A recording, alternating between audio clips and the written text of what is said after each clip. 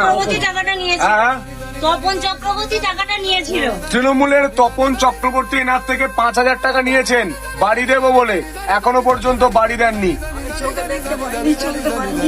আপনি কাঁদবেন না, কাঁদবেন না, আপনি কাঁদবেন না।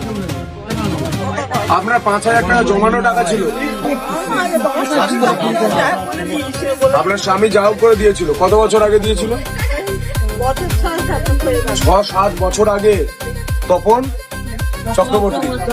চক্রবর্তী 6-7 বছর আগে 5,000 টাকা নিয়েছিলেন, এখনো পর্যন্ত বাড়ি দেননি। এটার জন্যই আমরা বলছি পরিবর্তন দরকার। টাকাও বেরিয়েছে, সেই টাকাটাও খেয়ে নিয়েছে। শুনুন, টাকা নিয়ে নাম তুলে ছবি তুলে বাড়ির টাকা বার করে সেই টাকাটা পর্যন্ত দেয়নি। তোলাবাজি তৃণমূলকে বাংলা থেকে বাংলা ছাড়া করুন।